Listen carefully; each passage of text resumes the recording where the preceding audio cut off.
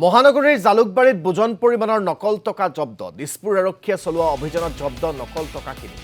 নকল টকাসহ আৰক্ষীয়ে গ্ৰেপ্তাৰ কৰে তিনিজন লোকক জব্দ 45,66,500 টকাৰ 500 টকীয়া নোট লগতে জব্দ মোবাইল ফোন আৰক্ষীৰ পোছাকসহ বহু আপত্তিজনক সামগ্ৰী গ্ৰেপ্তাৰ কৰা হৈছে ইছলাম আলী সৈফুল ইছলাম আৰু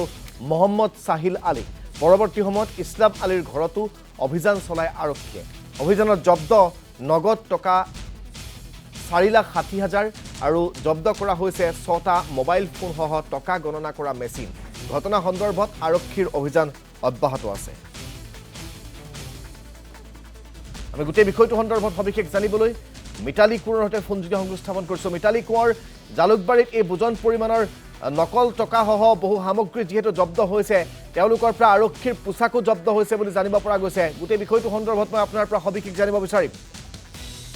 হয় ৰাজদীপ দিছপুৰ আৰক্ষীৰ যেহেতু সফল অভিযান কৰি ক'ব লাগিব কাৰণ দুটা দিনত দেখিবলৈ পোৱা গৈছে যে কেইবাগৰাকীও যি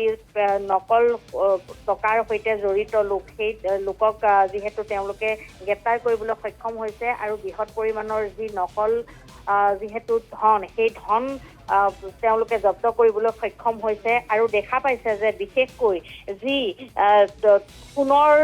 সদৃশ অৰ্থাৎ নকল সোণৰ নাও তেওঁলোকে জব্দ কৰিছে আৰু সমান্তৰালকৈ আৰক্ষীৰ পোছাক ধন গণনা কৰা মেচিন এই সকলোখিনি ইতিমধ্যে তেওঁলোকে জব্দ কৰিবলৈ সক্ষম হৈছে এটা কথা ক'ব লাগিব যে দীৰ্ঘদিন ধৰি মহানগৰীত আৰক্ষীৰ যি ব্যৱস্থা সেই ব্যৱস্থাক নস্যাৎ কৰি তেওঁলোকে নিৰাপত্তা ব্যৱস্থাৰ মাজতেই দেখিবলৈ পোৱা গৈছিল যে এনেধৰণে যি নকল নোটৰ বেহা এই বেহা চলাই আছিল আৰু সমান্তৰালকৈ দুদিন পূৰ্বে যিসমূহ ধন জব্দ কৰিবলৈ সক্ষম হৈছিলে যি দুগৰাকী ব্যক্তিক গ্ৰেপ্তাৰ কৰিবলৈ সক্ষম হৈছিলে তাৰ পিছতে ইতিমধ্যে আমি নামসমূহ দিছোঁ যিহেতু তেওঁলোকৰ যি স্বীকাৰোক্তি সেই স্বীকাৰোক্তিৰ ভিত্তিতে কালি নিশা যিহেতু ৰেডিচন ব্লুৰ সমীপত অভিযান চলিল অভিযানৰ সময়ত এই বৃহৎ পৰিমাণৰ যিসমূহ ধন সমান্তৰালকৈ টকা গণনা কৰা মেচিনসহ বহুখিনি অৰ্থাৎ নকল নোট তেওঁলোকে বনাওঁতে কি কি বস্তু ব্যৱহাৰ হয় আৰু তেওঁলোকে মানুহৰ চকুত ধূলি দিবলৈ আৰক্ষীৰ পোছাক পিন্ধি তেওঁলোকে এই সকলোখিনি কাম কৰিছিল এই সকলোখিনি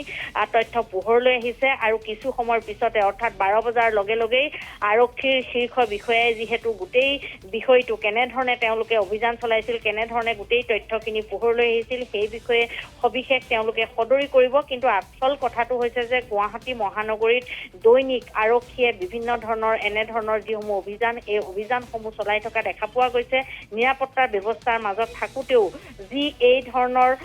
যি আচলতে কাৰবাৰ এই কামসমূহ কৰি গৈছিল বদমাছ তেওঁলোকে কৰি গৈছিল বা প্ৰবঞ্চনা কৰি গৈছে আৰু এনেধৰণে মহানগৰ আৰক্ষীৰ হাতত বিশেষকৈ দিছপুৰ আৰক্ষীয়ে দৈনিক এই অভিযানসমূহৰ অন্তত এই বৃহৎ চক্ৰ নকল নোট প্ৰস্তুত কৰা এই যি গেং এই গেংটোক গ্ৰেপ্তাৰ কৰিবলৈ সক্ষম হৈছে পৰৱৰ্তী সময়ত আৰু বহু তথ্য ওলাব কাৰণ এইকেইজন লোকেই নহয় কাৰণ শদিয়াৰ পৰা ধুবুৰীলৈ দেখা পোৱা গৈছিল যে